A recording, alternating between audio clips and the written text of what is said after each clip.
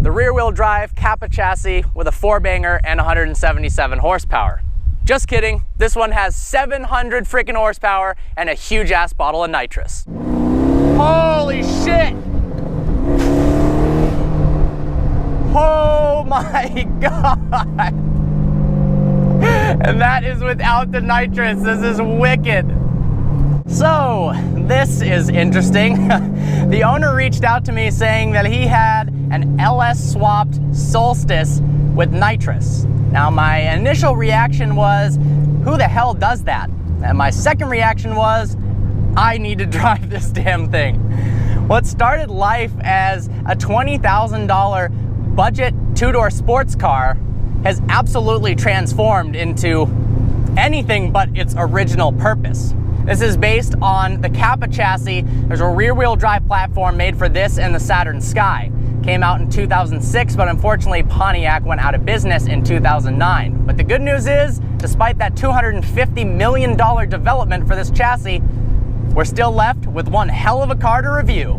This car was actually originally a pre-production mule, and then it was entered in the SEMA program. Some cosmetic modifications were made. Soon after, it was purchased and transformed. A huge turbocharger was added, bringing horsepower up to 375 wheel horsepower from something that started life as a 4-cylinder with 177 horsepower.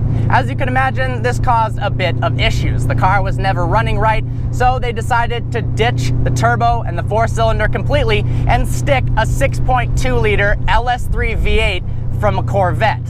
The LS3 produced 520 horsepower, but cams were added, exhaust, a tune, and now nitrous, bringing the motor horsepower from 550 up to 700 when nitrous is in full force. We've got a switch underneath the dash to activate the nitrous. It's not running it all the time. And we've got a 15-pound tank in the back, which means you've got nitrous pulls for a long time. Not just the engine was modified, it's got full BC Racing coilovers, iBox sway bars. The coilovers are adjustable. It's got 6-piston, 13-inch steel rotors in the front, 4 pistons in the rear. It's got 2 85 section tires on it right now, and when it goes to the track, 3 15s are fitted.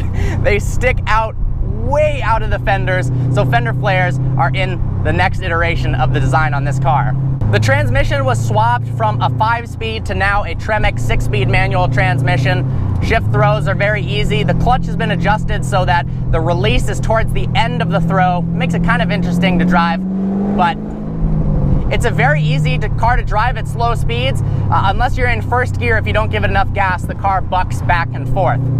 But there's no denying, this car sounds absolutely ridiculous. And it's a small little sports car. You're not imagining it having a huge V8, the rumble of a Corvette. This car gets a hell of a lot of attention. It's probably the least expensive car that's garnered the most attention in any review we've done. Actually, maybe some of the most attention of any car we've ever filmed. Just filming it in the parking lot, people were coming up to the car asking what the heck it was, especially when we started it up, wondering what was under the hood. For a car that weighs under 3,000 pounds with 550 motor horsepower, let's check it out.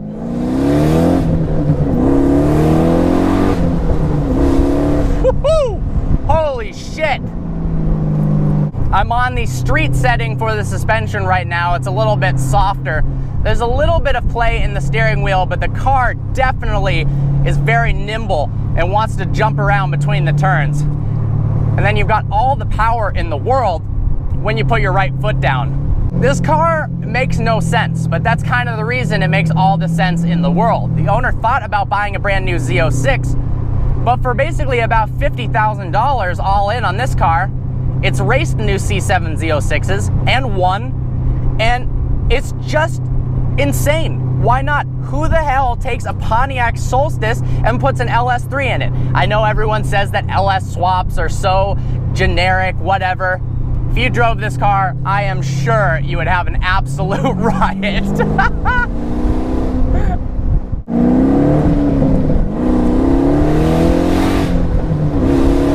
Oh my God. Wow, this car is fast.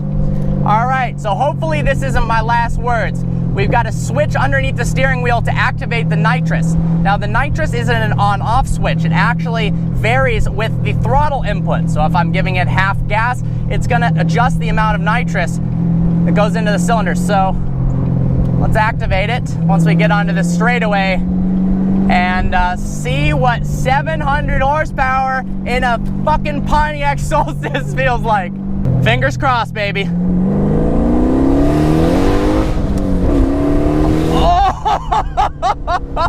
Oh my God, that's ridiculous. Oh my God. Nitrous only kicks in at above 4,000 RPMs.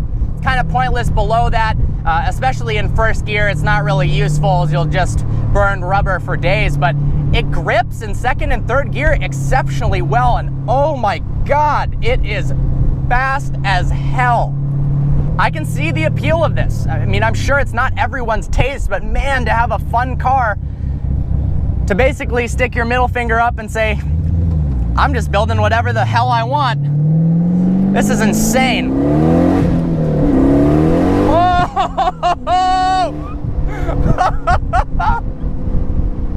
Without a doubt, this 2006 Pontiac Slowstice is one of the most ridiculous and one of the fastest cars I've ever driven.